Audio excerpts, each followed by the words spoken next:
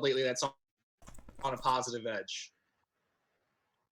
I don't know if I would say it's positive, but I'd say it's a rerun of the 1960s and the Cold War. Recently, I don't know if two I would former say U.S. it's Green positive, Berets but and I'd several say dozen it's a others were rerun detained of and the arrested in 1960s Venezuela trying to and do the a Cold Bay War. of Pigs style coup. Recently, They tried to come in on two fishing former boats. They tried U.S. to Green like Berets overthrow and several everything, and dozen the only others thing I could were think about detained and was arrested like, in Venezuela you trying to know, do Bay a of Pigs pig went back style to the thing, and I'm like, coup. maybe They it'll be tried some to come Cold in on War II fishing electric boats. They tried boogaloo, to which will like be interesting overthrow because there's everything, not and the much only going thing on I could think outside right about now. You know, was like Venezuela. you know, Yeah, so Bay of I can see your Pigs point. went That's not back to the thing, and I'm necessarily like, a maybe it'll be some positive Cold War lighter II thing, but it's electric not boogaloo, which will necessarily be a interesting because there's drastic, not much going on horrendous outside thing. right now. Someone You who's know, doing something. Yeah. So Peter, what about you? What do you got for everybody? I wouldn't necessarily call it news, but today was the start of. Actually, no, today was National So Nurses Day. Peter, what about you? What do you got for Confusing it with everybody? National Teachers Week. However, we'll group it all together. Thank you to our teachers. Thank you to our nurses from all of us here at the Staten Island Young Republican Club.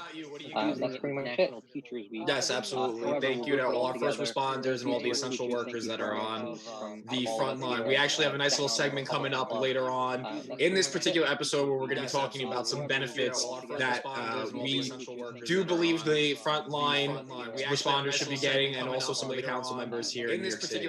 But as for me, for my positive things, I think it's very positive and it's very good news to hear that there are studies recently going on. Several doctors have come out and said that after certain testing of the coronavirus, it is weakening, which is a good sign because it's similar to what happened to the 2003 SARS outbreak.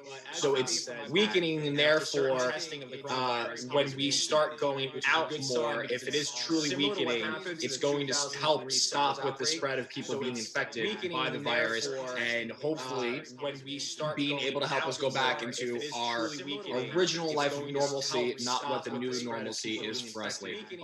So having said that, to jump right into our segments here for tonight. So we're going to start off with a little red versus blue, state versus state, if you will, here. So lately what's been going on is certain states, namely states like New York, have been asking and reaching out to the federal government saying that they needed funding because they have economic shortfalls for this year, mainly because of what's going on with the pandemic that has happened to all of us. So certain states have been reaching out to the federal government in order to get funding so they could rectify this problem. Now, of course, to do this, the governors were speaking to President Trump and they have to go through his office. And it doesn't seem too much like President Trump is all on the bandwagon for this. Pete, what do you got to say about that? So I think, I mean, we were talking about this all yesterday, and I think the consensus was we each had our own view on how this should play out. Me personally, I don't think there's any reason to politicize it. Honestly, I think that the anybody who does that just cheapens the issue, the coronavirus crisis. They just make it like it doesn't even matter. So I think seriously, the president needs to quiet up a little bit about which states are going to be getting aid. I do understand his concerns in regard to how some red states are run a little bit better than blue states. Some of the blue states, like New York, for example, and even California, they're in a little bit of a financial crisis. New York, more so, I think prior to the coronavirus, they were in they were projecting a $6 billion deficit. Now, post coronavirus, or getting close to post coronavirus, it looks like they're coming out near 10 billion, which is obviously a very large amount. And this is a governor, Andrew Cuomo is a governor that came in to office 9 years ago, and 10 years ago, and turned around and said, okay, we're gonna write the books here in the state, and then did a good job for a couple of years, and then all of a sudden just kind of dropped the ball. Now got us to this point where, regardless of whether or not we had the COVID issue, it still would have been a problem with the state spending. But I do think, in terms of financial assistance for the states, New York should be prioritized to some degree, just because we were and still are to some degree the epicenter. Yeah. You look at the ranking of states. I think New Jersey and California are among the top. I mean, the reality is the states that are most of the states that are most populous, they're going to be the ones that are the highest density. They're going to be the ones that are feeling this the worst. There does need to be some sort of economic bailout, even if it's not for the state and local government directly, and it's for the people in the state, which I think the both installments of the PPP, they try to achieve that for working class people, middle class people, small business owners. They try to achieve some sort of economic fix there. But I think the question here is what type of expenses is Governor Cuomo and Mayor de Blasio and these other politicians that are asking for financial aid from the federal government, what are they looking to spend it on? And then that should really be the deciding factor as to who gets what amount of aid. Yeah. So Skyler, I know you had some different views than I did, so feel free to chime in there. I'm actually gonna push back on you a little bit, only because. Well, actually, Skyler, before you do that, really quickly, yeah. I just want to. I feel like maybe just a tad bit of background is needed for the audience, so that way, before you get into it. So really quickly, what's specifically been going on is that President Trump has come out and said that it should not be the GOP's priority to bail out states that have mismanaged their budget. And basically the reason why he's doing this and saying this is because it seems to be that the Democratic controlled and run states are the ones that are doing poorly economically, as opposed to their Republican counterparts who are running what seems to be an efficient economic system, and they're doing fine. He points to states like Florida. He points to middle America. He points to states like Kentucky. These states are Republican-led, they're Republican-based, really, and they're doing well economically. And then he's looking at states like New York and California, where Governor Newsom and Governor Cuomo have been very vocal that they're in a bad way. Now, the thing is that there's pushback from the other side saying that obviously that's not the case, that it has nothing to do with our mismanagement, Democrat versus Republican kind of establishment, but it's because of the pandemic that's going on.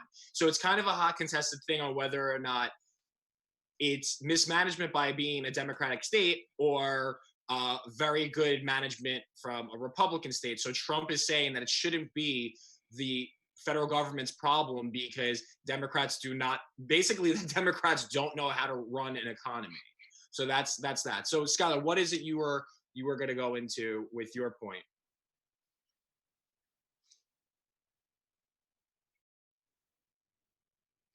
So I disagree with Peter in the sense that I don't think it's beyond politicization, in the sense that sometimes when there are crises. Hello? Are we losing Skyler? No, you're there. Go ahead, buddy.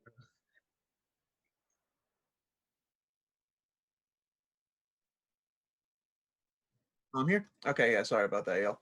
And on the federal government for everything. And, you really got to go back to like Grover Cleveland and Calvin Coolidge to see the older style of federal response. But forget what it was, but there was a natural disaster back during Grover Cleveland's time. And he kept voting down bills of stimulus over and over and over again. And as conservatives, we have to ask ourselves if we really want to be the party of big government. Mm. I believe that there was a degree to which the fiscal stimulus package that was passed was needed. But at the same time, if the states are dependent on the federal government for large portions of their funding, you don't really have sovereign independent states. You kind of just have little government entities that are completely dependent on the federal government. And if they're budgeting, they should never always be budgeting with the promise that always going to be federal money. You know what I mean? Like they should always be building a long-term fiscal picture that builds in the probability of a decrease in federal funds. Mhm. So, I mean, we've already passed like $6 trillion in stimulus spending in response to this. I'm not personally a huge supporter of general stimulus. I think if you're going to do government spending, it has to be something like direct payments to the people. Sometimes crises highlight things that only crises can highlight, and if he has to point it out now, he has to point it out now, and I think that's fine. Well, I'm kind of split in the middle between the two of you, I would say. So I do agree with Peter, and I do believe that this isn't something to play politics with as far as President Trump goes. I do believe that not, and I mean, he's using a strong word like bailout. And let me be clear here. It's not necessarily a bailout. A bailout would imply that they are rock bottom, and if nothing is given to them, the state is going to go bust. Okay, it's not a bailout. It's not like how the banks were bailed out, or the automotive dealers were bailed out back in 2008. That was a bailout in the sense that if money wasn't given to them, these businesses went out, and that was it. And that's basically the euphemism that Trump is trying to get here, and it's not really what it is. So I want to be clear on that. Okay. But the other thing I want to be clear on is that I don't think that it's good to play the politics here with this, because we need the states to be able to run. And not only that, this is a pandemic that's going on. And if these states can't run with the money right now to help make sure that we're able to get back out there, we're able to save lives, things of that nature, I don't think it bodes well for the country as a whole. So I don't think Trump's politicizing of this is a very good thing. I don't agree with it. However, what I do think, though, that's a negative towards the Democrats in this situation is I think it's very telling to see that these Democratic states are not doing well economically.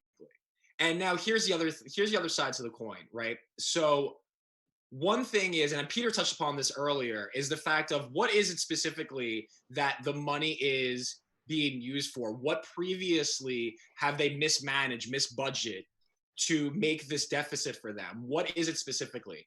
And the thing to that nature is that clearly what you're going to see from some of these states is that they're budgeting. I don't want to necessarily say improperly, but I guess it does come down to improperly. They're budgeting towards social aspects of their state, whether it's So real quick, the biggest thing for New York is a lot of that budget deficit was caused by Medicaid spending. Right. So it's a lot of costs that the state incurred over time, and I know that part of their efforts this year were to shift those costs back down to the local governments. New York City, in this instance, lobbied heavily, and I don't know what the end result was, but they lobbied heavily not to have the some of the changes proposed by the Medicare redesign team enacted into law. I believe some of them went through, but essentially the goal was to shift those costs down to the locality. New York City, which itself is already in a bad financial state, is going to be even worsened now that with all this happening. Right. So no, absolutely. You're right. Social programs. Right. And my thing with that is that it's think about it this way.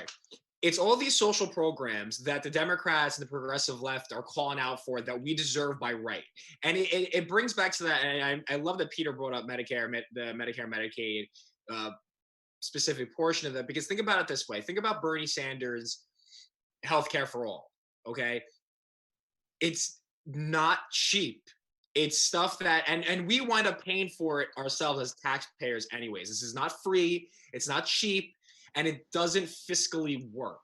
And it's things like this that Republican states don't have, and this is why their budget is better, and this is why they're in a better financial place. So I think this is a perfect time right now for the people of America to see, maybe the Democrats actually can't manage a proper economy, especially when that economy is rotating around social social programs that are made to give things out for free to people while relying heavily on the taxpayers and a large budget.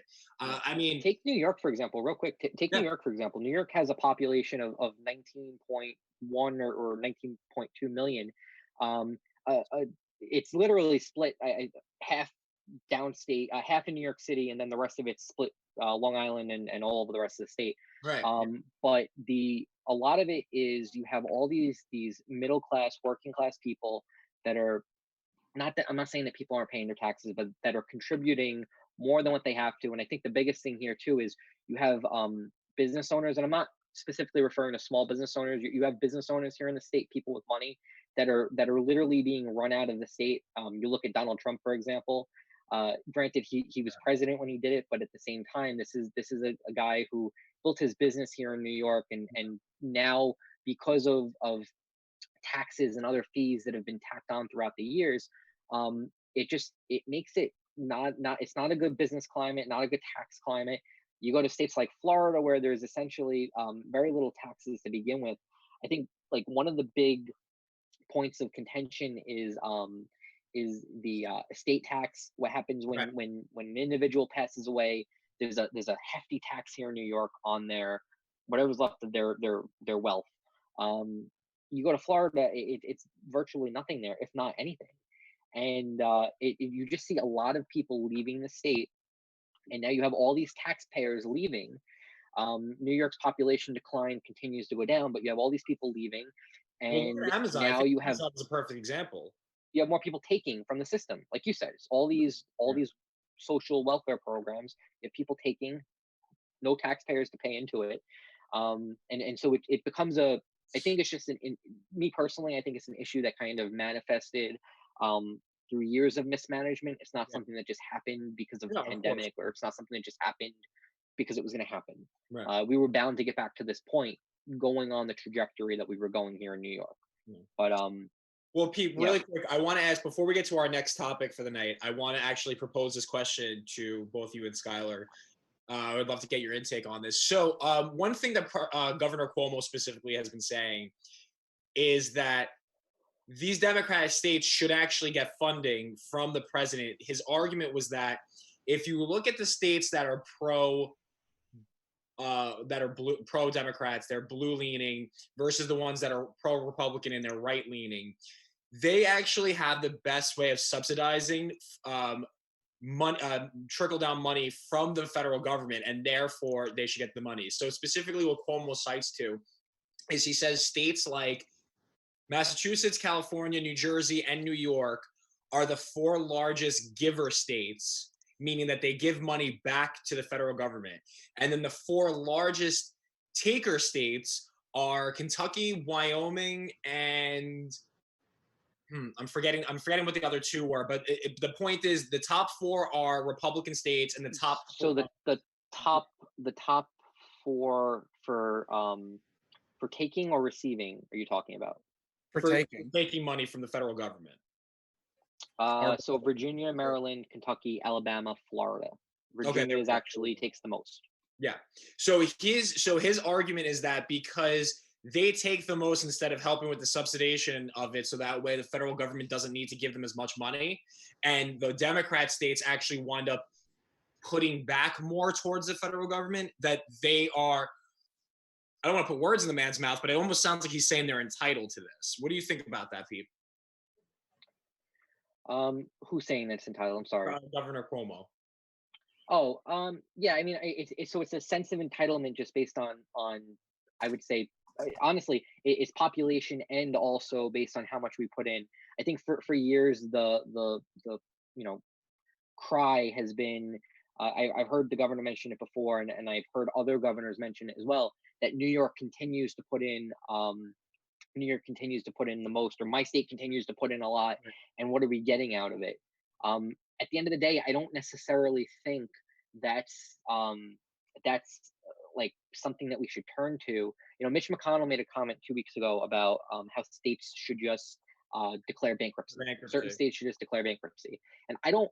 You know, again, like this is something that it doesn't do anything good. It kind of just hurts our messaging. It hurts us as a party. It hurts the messaging that some Republicans put out on how we can reopen our states and get society moving back in that direction. But I think the point I'm trying to make is you can't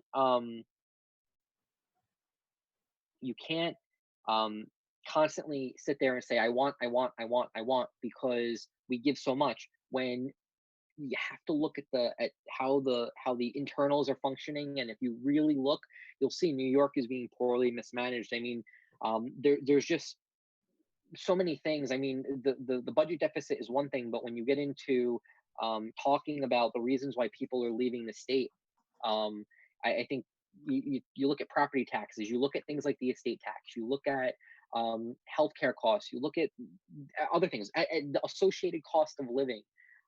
It just doesn't really make any sense. When I first got involved in this field, a lot of people told me that New York is kind of a weird place. Downstate, you pay a lot more for stuff. Upstate, you pay less and you get more. It's true. The Albany interns used to joke that the Albany interns that make a quarter of what I make used to joke that the what they make up there lets them live like a king. Down here, they're living like in the slums, and it's really unfortunate that you have to look at it that way. But forget about just looking at New York. Look at the entire country. New York, you're paying more for anything.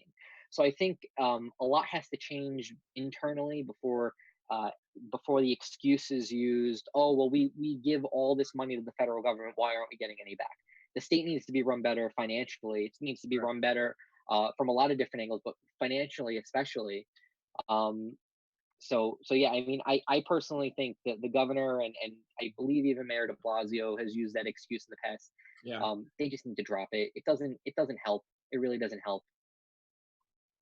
Skyler, what's your take on it? Do you think that it's a solid argument that because these democratic states are the biggest givers back to the federal government as opposed to takers, that they should have this relief being given to them? Um, no, in the sense that they shouldn't be like, just because you pay in doesn't necessarily mean that every state gets an equal proportion, or the proportion that it paid in taxes back.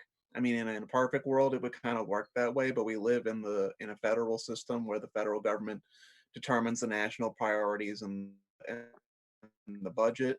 Um, I would just like to point out, though, that if states don't get fires lit under their rears, like during moments of crisis, I don't know when else it really will happen. Like, you have states like California where, to a degree, there's minor forms of shoplifting that are basically decriminalized. Like, people can go into stores and just take things and stuff.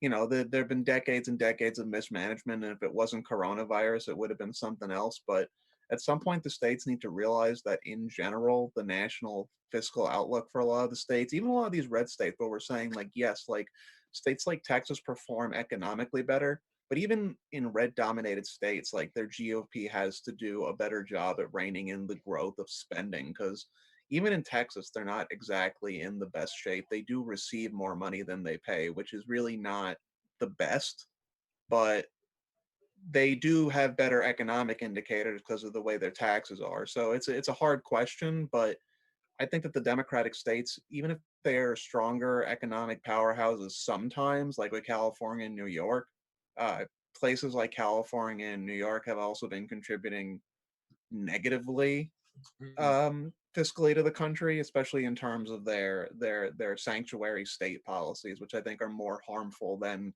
any amount of taxes they could pay into the government. Yep. On that, Okay. I'll piggyback on that. New York, Yeah, for example, so the legislature passed last year this thing called the Green Light Law. It basically gave driver's licenses to undocumented immigrants that would allow them to drive a vehicle. The concern, rightfully so, was that they would now use these IDs to go and vote. I think because the legislature passed at the same time a bill that did automatic voter registration whenever you dealt with the DMV. So it was brilliant for them because they basically made it so that if you are an undocumented immigrant who goes to apply for a driver's license, you're also being registered to vote because they don't check. But the other side of this too was um, the state prohibited the Department of Homeland Security from checking the driver from doing background checks Oh, the driver's uh, ID. on the driver's ID. Yeah.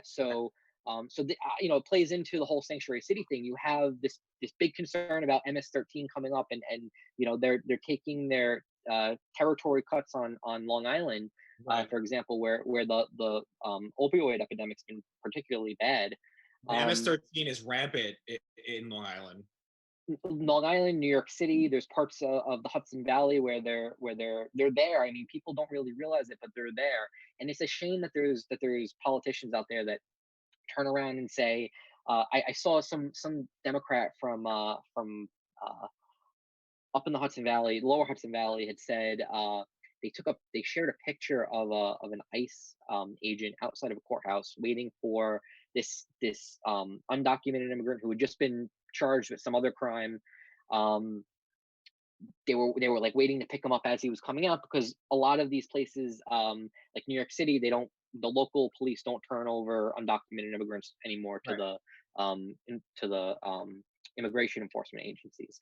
Anyway, point I'm trying to make is it just, from a safety standpoint, these laws kind of make it, take a sanctuary city and then you take things like prohibiting background checks on it restricted them from even doing a background check on a vehicle that was entering one of our ports of entry, airport, an actual boat port, um, boat terminal, and whether it's drugs, human trafficking, child slavery, child pornography, the list goes on. Whether it's any of those things, it just makes it safer because now the federal government can't enforce that crucial part of law, immigration enforcement. They can't follow up on that.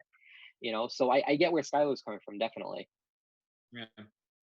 All right. Well, so having said all of that, I really appreciate all of it. We're going to move on to our next topic here, which is about the Democratic presidential primary. So, and for those of you who know, the federal judge has just ruled that the New York presidential primary is now supposed to go on for June 23rd coming up. Now, originally what had happened was Governor Cuomo signed an executive order pushing back the primary from April 28th to June 23rd.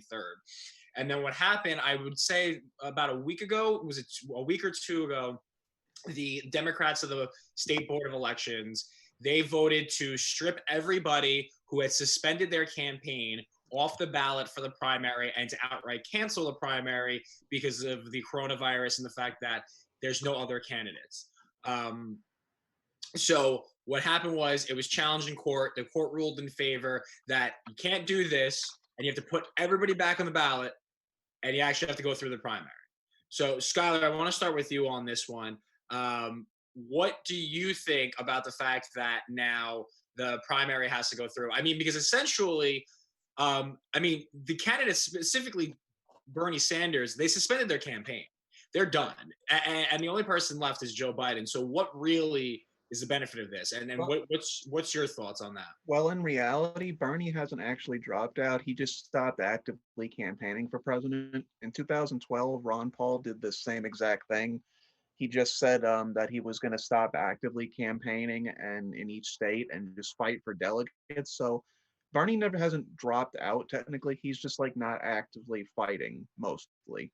And I think he wanted the New York primary to go through to basically be a thorn in the side of Joe Biden so that he could collect more delegates before the convention. And I think it was Bernie that sent the letter in the first place, and to have the decision reversed to the injunction on it. So, I mean, logistically, it's not easy to do an election. Not a lot of people don't really know that, but there's a lot of work that goes behind putting on the actual event when you go in the day of. And with the virus the way it is, and excuse me, the agencies in the city short of people how they are right now, with not a lot of people working from the agencies themselves, but are at home or not even working. It's going to be hard. And especially if the governor mandates that it also has to be done only by absentee, then it's just going to be very difficult, because it's a matter of getting all that information out to everybody in the city about how to do absentee ballots, how to fill it out, and how they even work. Um, Now we have Republican primaries that have to happen no matter what. But in terms of the actual presidential primary as it relates to Staten Island, I mean, it's probably not the best idea to do it. But now we're stuck. We may have to go back to work earlier than we anticipated, and we're not actually sure how it's going to work out. Right. That's because you work at the Board of Elections, Skyler. So this is something that would directly affect you. Yeah. At least in a worker's sense. Peter, what's your thoughts on everything that's transpired with the presidential primary? So I'm kind of a cynic on this. I personally think. Well, we like cynics, right? So go for it. I personally think that Andrew Cuomo, as a favor to his best friend Joe Biden, decided to cancel the presidential primary, because why would we only cancel the presidential primary and not any other primary that's going on in the state? And right. Let then me all of a sudden, state go that. ahead. This is the only primary that was canceled. Any other kinds of primaries are still going on. We have a few primaries here in Staten Island. I know there's a primary going on in Brooklyn. So there's plenty of other primaries still going on. Yeah, The presidential one's the only one not. Or, well, now it is, but originally. The weird part was that, yeah, this isn't even a presidential primary, in the sense that both parties are running somebody. Donald Trump was the only candidate on the ballot here in New York. I believe the party has the option to cancel their primary election. In this case, the New York State Republican Party did, because they had no other candidates. They're legally allowed to do that.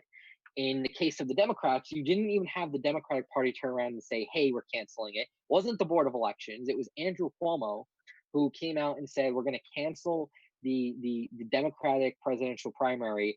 And in my opinion, it was just to protect his best friend, Sleepy Joe Biden, Gropey Joe Biden, whatever we want to call him today. Joe Biden. And then all of a sudden, I think this is going to be the best part here, because you have a lot of the people that endorsed Bernie Sanders, AOC, Bill de Blasio, a couple of other prominent Democrats throughout the state. They had endorsed Bernie Sanders for president, and never retracted it when he dropped out. They didn't go and endorse Joe Biden. As a matter of fact, Bill de Blasio's last tweet on his personal / campaign Twitter handle is taking a shot at Joe Biden and talking about Bernie Sanders. It was right before Bernie dropped out officially. Make a long story short, I really do believe that it's going to be this tornado. We nicknamed this part Bernie's primary bonanza, because it's just it's so crazy. It's going to play out in favor for Bernie. I think Bernie ends up winning New York as a result of this, because granted, the Board of Elections is now appealing the federal court's decision, but I don't see them overturning this. I don't understand how any government official could turn around and say, "We're canceling the election." It's think of this: the president turns around and says tomorrow, "We're not going to have an election in November because it's not safe for people," which is literally what Andrew Cuomo did. And so I just don't see that happening. I feel like if that were to happen, the president would get a lot of crap. Not to mention the legal challenges he would face in court. I'm glad that somebody challenged Andrew Cuomo. I'm glad that it was Bernie Sanders, because it just kind of sticks it to him. But I really do think Bernie's going to come out looking great. He'll win New York. Obviously, he may not be the nominee. Who knows what could happen? But anything could happen. Hillary Clinton could be our nominee if things go crazy here. But he may not be the Dems nominee for president, but he'll definitely carry some weight and influence at the convention, which is going to be the really the next eye catcher for this whole thing. Yeah. Well, it's interesting. So you say there's two things of what you said that caught me, that caught my attention really, really well, was the fact that you said that he was challenged and that he did this, that Governor Cuomo did this so he could, help out Joe Biden. So the two things to that, which makes it funny, which is a really good way to segue into the next topic, is that it doesn't seem like Governor Cuomo is being challenged on much these days, and he's actually doing a lot of things on his own without any kind of oversight. Peter, coming from the state office, do you want to comment on that? Yeah, so I work for a New York State Assembly member, just to remind people here. The story that we recently saw was Andrew Cuomo creates was the word they used. Governor Cuomo creates 250 or 260 new laws in like 55 days.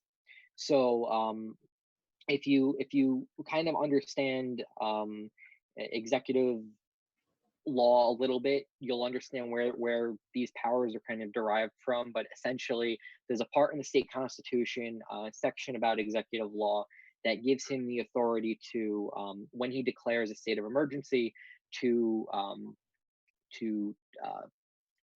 cancel, to suspend is the word, to suspend or create new provisions of law, kind of however he suspends.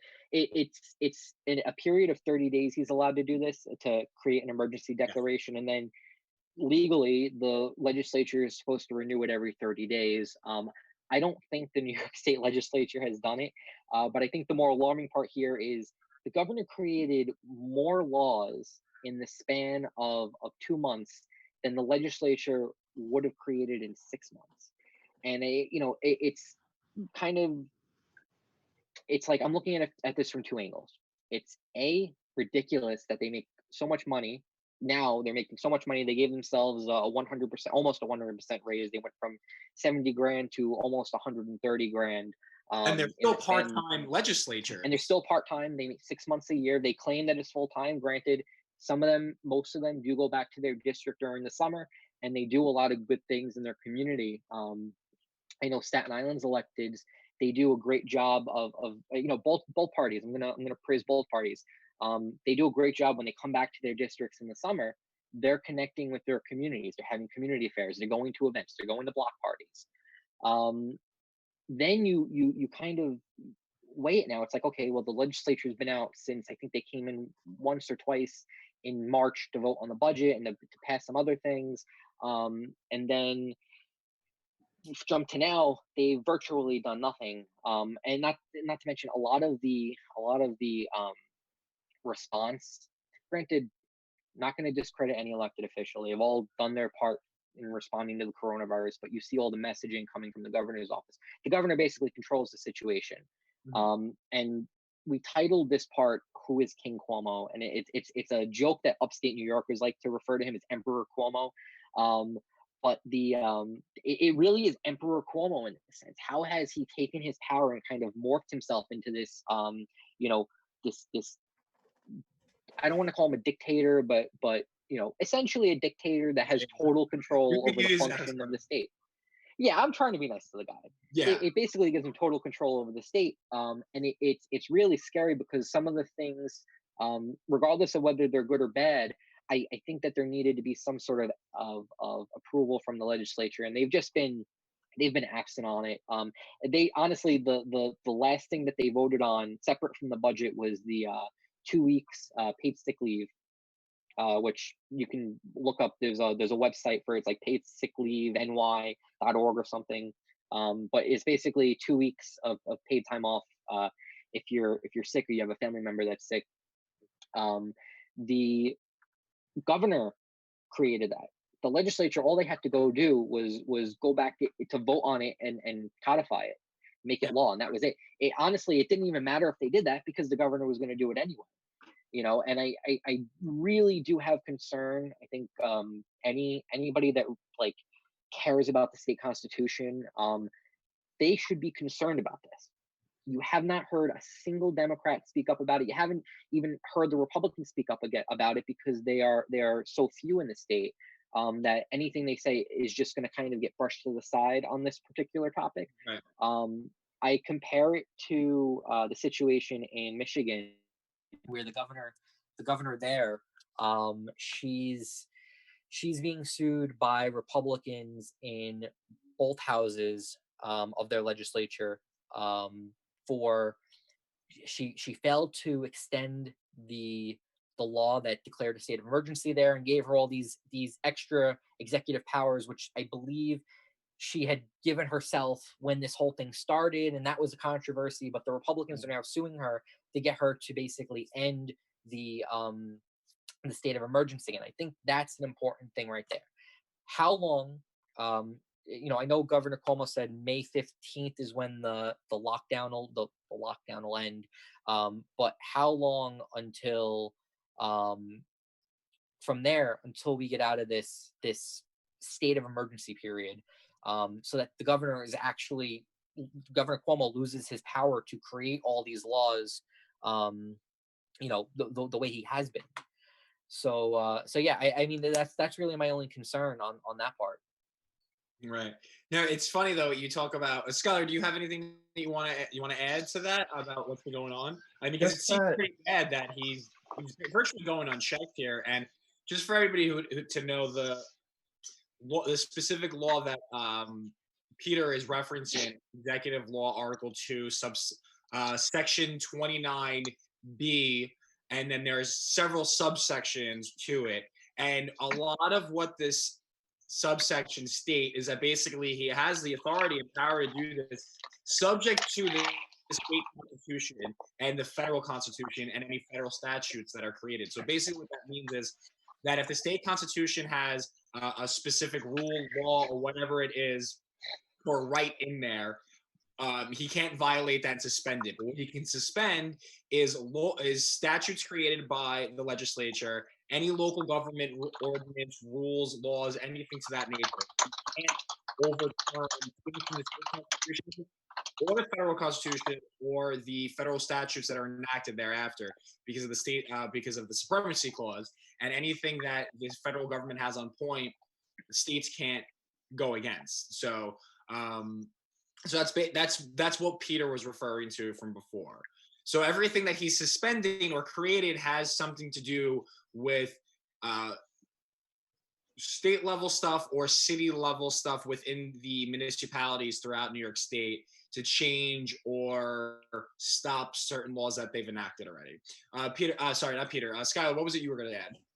Yes, only that the governor's actions are a concern for constitutional freedom-loving government people everywhere, and that basically it kind of almost feels like we're living in Republican Rome, where I'm sure you guys know that back then the word dictator was different. They applied to a person for a temporary time who basically had unlimited power, and Cuomo basically is like that. He has two houses that are 100% behind him. He has complete control over what goes on in this state, and it's been the expansion of executive power has been happening slowly in the country since the founding. Really took off during the Civil War, then the Progressive Era, and now we're here. So, I mean, Americans back in the day revolted because 3% of their taxes were being paid on tea. I mean, today people let the government tell them when they can't come out of their home. So, I mean, we do have to do something about executive power, but it would have to be revamped in our Constitution, because it's very dangerous to be able to allow one guy to create law. Maybe suspend an emergency, but create law is a whole other thing, Well, I will say changing the Constitution for the state of New York would be a hard thing. We'd have to have, a state convention on that. And to be quite honest with you, I know we had, what was it? Was it 2013 or 2017 where we had the referendum in the vote for the referendum so we can get the convention going? It might have been 15. It was a couple of years ago. It was a couple of years ago, yeah. So, but I remember saying to people that in this current climate of who's in charge, I don't want to see a constitutional convention for our constitution to be changed, because That's what I say I just too. don't think I'd like what would come out of it. I don't think it would be very good, but I'm opposed to the convention of the states thing. It speaks to a bigger thing though here too. I mean, it's about and we kind of prefaced this with yesterday when we were having our conversation, the three of us, to kind of pregame for this. It was one party rule is really, really, really hurting New York in so many ways. And it goes into some of the financial stuff I spoke about earlier, but it also has to do with just the civil policies that we're passing. You know, the Skyler mentioned us being locked in our homes. Obviously, we're not locked in our homes. It's not like we're going to go out and we're going to get ticketed, but it can very well become that if you have this one party controlling things. And like I said, the Democrats that run both houses of our state legislature, they've been quiet about the governor's excessive use of his powers. They've been quiet. They haven't. There's not even one Democrat that I could say has spoken up, either because they fear him or they just don't care. But there's not one Democrat that's spoken up to say to the governor, "Hey, no, you're abusing your power." I mean, if this was the president on the federal level, if there was you know, a Republican majority in the Senate again, or even in the Assembly, and we're going back decades since the last time that happened, but if we had that here in the state, you'd have some sort of investigation into possibly into how Andrew Cuomo abused his powers during this time, and it has to do with the primaries. It has to do with how he's spending money. It has to do with some of the restrictions that he's put on people. But yeah, it really all goes back to one party rule. Forget about one person. It's one person, because at the end of the day, our Democrats are just quiet.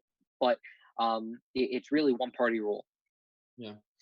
So now, having said all that, Peter, you touched upon this about bringing back the state, going back to normal and opening up. So with that being our next topic and everything, so there's like you said, May 15th is when the pause is being lifted, but it looks like the pause is going to be extended because Governor Cuomo doesn't feel that any of the 10 regions here in New York State meet the criteria for phase one to even begin. I believe one region he said is ready to maybe go into phase two, but it's still a long way. So what's your take on the fact that it looks like we're going to be, New York City definitely at least is going to be locked down for a few more months?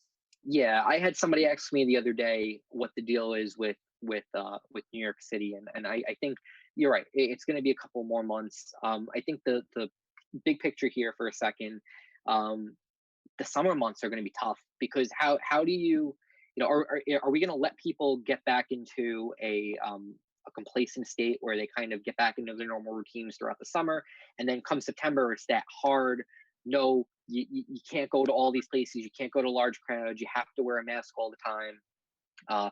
Is that how it's going to be, or is it just going to be a consistent, and I think this is the case for New York City, a consistent, may not necessarily be a lockdown, but consistent, you know, hey, no groups larger than 10, wear a face mask if you're in crowded situations like on public transit. The New York City subway line, I mean, right now they're closing it 1 o'clock in the morning to 5 o'clock in the morning, every day until whenever. But if that continues throughout the summer, obviously that'll have a toll on nightlife. Nightlife's not coming back, period. Which I think, you know, that's going to be another thing, is a totally separate issue. But here in New York, I used to say this when this first started in March. People would say, "Oh, when do you think this is going to be over? When do you think this is going to be over?" And I personally don't think any politician, I don't think, you know, maybe there's not even any expert that can truthfully sit there and tell you that the state's going to open on this date. I just don't think that's something that's possible.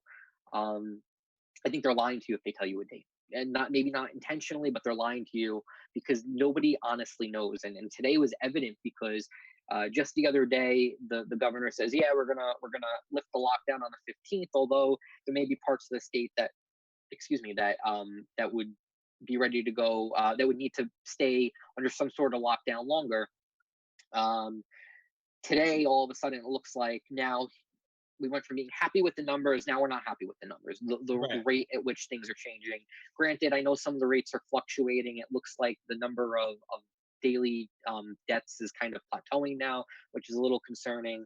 But I just I think from the start, everybody was so quick to criticize the president for not having the country prepared. I think from the start, though, it's also a little bit of fault has to be placed on the state and local government, because they should have been prepared to some degree as well. Yeah. Um, Well, I actually I get mean, that preparedness of the cities yeah, within our last topic, but I just want to really quickly get Skyler's thoughts in before we move on to our last topic of the night. Skyler, what's your thoughts on the 3 phases plan that Governor Cuomo's taking for us to get back to normalcy of the state being open back up? I think it's a good idea. It obviously has to be a tiered opening. We're not at a point yet in any part of the state where we could basically go along with the CDC guidelines for opening. But it's going to have to happen soon because people just can't be confined to their homes the whole summer. People will go crazy. And I just hope that we can get to a point soon where we can open. Yeah, I agree. I agree too. Absolutely. I think it's hard on a lot of people who want back to normalcy. I'm working from home. You guys are working from home. It's takes its toll. I want to get back out there. But moving on to the last topic of the night. So, as to our first responders and to all the essential workers here with city agencies in New York, one of the things that some of the council members are trying to do is get online duty benefits pushed out to be considered for the COVID-19. And Councilman Joe Borelli here on Staten Island is one of the leaders on this push, which basically means that first responders have a benefit packet for them where they get certain benefits if they die on in the line of duty. And now what Joe Borelli and some other councilmen are trying to do is they're trying to get the mayor to pass along with them that the benefits are extended to include COVID-19, because there have been situations where some of these first responders have died. For example, a perfect example is there was an officer who died before he hit the 20-year mark to get a full pension and get his full benefits. He did die because of the COVID-19. Now, he died a year short of his 20-year mark for retirement. So what happens then in a situation like that, if you don't hit the 20-year mark, you then get paid a lump sum, which is a third, I believe it's a third of what your full benefit package would be for not hitting the 20-year mark. With the COVID-19, it would give the extra benefits and the extra payout that some of these first responders, their families need to help care for the family after this person has died. So, Peter, I'd love to get your intake on this, being that you used to actually work with Joe Borelli's office. So, I mean, it's a really good thing. And it seems that the mayor's actually giving some huge pushback here as to actually having this passed and put into law here in New York City. Yeah, so this is typical Joe Borelli. This is one of his typical issues. It's something for our first responders, our cops, firefighters, sanitation workers, anyone else that's a service member, that's a city worker. And if this is a particular thing that honestly should have been done in the beginning. I don't know. I don't even know why it's a conversation now.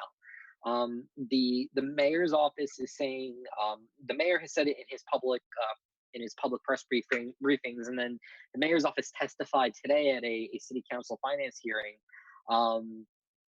and said, it's the federal government's responsibility. I know the mayor said that this is the federal government's responsibility because this is a national pandemic. This is something affecting us nationally.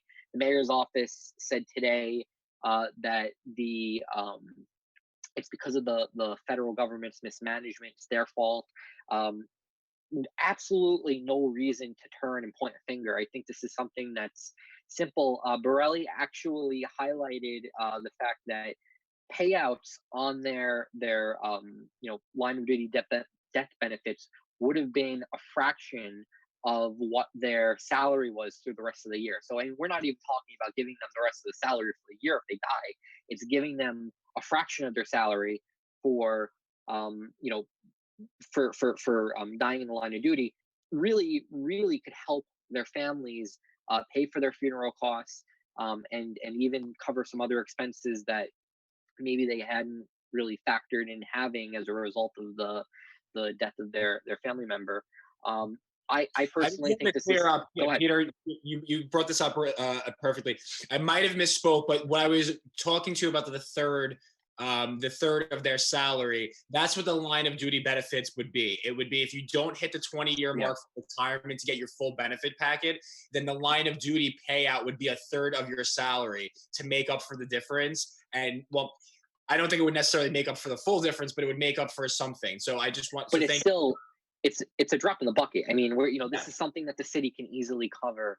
That honestly is probably better for them to have paid. Like, it's sad that I'm having to say that, but it's better for them to have paid that than paying the actual salary.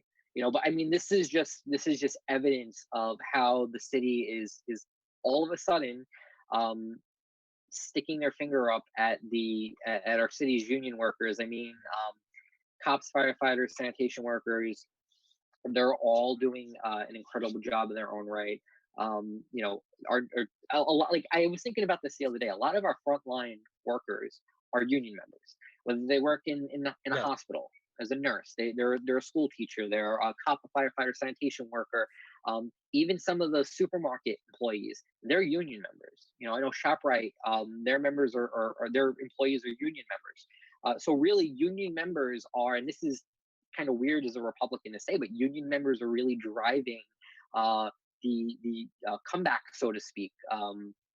Saving America and driving that comeback that we need. I just don't understand why we would turn our backs on them at this point. I mean, the city's doing the same thing to school bus drivers right now. They're like terminating their contract because they can't afford to pay it anymore, which is kind of crazy that we're getting to the point now where we can't even afford to pay for these things that are kind of like essential parts of our society. And I know the mayor today briefly mentioned furloughing city employees. It may get to that point. I want to tie that in here real quick because it just speaks to the financial situation that our city's in. We're not considering COVID as a line of duty death. We're not paying out on certain contracts that the city has. And we're also now at the point where we're talking about, I mean, we've canceled the summer youth employment program, which if you're from New York City, that's a pretty big deal. It employs hundreds of thousands of New York City school children. I mean, a lot of people, their first job was through the summer youth employment program at 16 years old. Now we're at this point where we can't pay for any of these things. And I think it just goes back to the very first issue we spoke about here, which is blue states are run terribly. They're run terribly, and right. I don't know what the solution is. Right, and it's really funny that you bring this up because I think it goes perfect to your point. It just shows more mismanagement here. Now, Scott, it's really interesting. Blasio had said that the federal government actually should be the ones to pay for this because of their mismanagement of the COVID outbreak. Meanwhile, we know that Mayor de Blasio has his own faults when it comes to the mismanagement here in New York City. I mean, the mismanagement with the COVID itself, and now what Peter was just bringing up. So is it right that the federal government should be giving this? I mean, these are New York City workers. This is a New York City of the federal government. Do you think that the federal government should be the one stepping in to? In this case, no, because the city should be willing to honor a death from the coronavirus as a line of duty death. I think that makes perfect sense. Look, this is kind of like when Rand Paul was like the lone guy to vote against the 9/11 survivors bills. Like, this is a no-nonsense, common-sense piece of legislation that could get everybody behind it during a dark time. We could do the right thing for some good people, heroic people. And it's just a shame that the city wants to point fingers because of its own fiscal problems. I just want to add a point on what Skyler said right there. Even because this is just kind of mind-boggling. Yeah, sure, absolutely. Cops, firefighters. I mean, I remember when the city first started dealing with COVID cases. A big concern was that the firefighters were responding to 911 calls, COVID-related 911 calls, and they weren't properly protecting them. They weren't giving them PPE. They weren't giving them, the ability to kind of disinfect themselves afterwards. And I think separate from the shortage of PPE and hand sanitizer, which again is crazy in its own way, there's just for the city to say that it's the federal government's fault for mismanaging it, when really a lot of these things could have been prevented here, could have been fixed here by the local government. I always say local government is the most purest form of seeing the impact government can have. Local government's a good indicator of that. Our local government could have helped our cops, helped our firefighters, helped our sanitation workers, who are all kind of exposing themselves in different ways to the coronavirus. Really could have stepped up and did the right thing. And yeah, I think somebody can make the argument that it's their fault, it's the city's fault for not giving our first responders proper PPE, among other things, and that's why they died. If COVID is going to be their cause of death, which I think there's another issue to this too, that some people have mentioned, is the city and the state are putting COVID on every death certificate, regardless of whether or not it's a coronavirus death or not.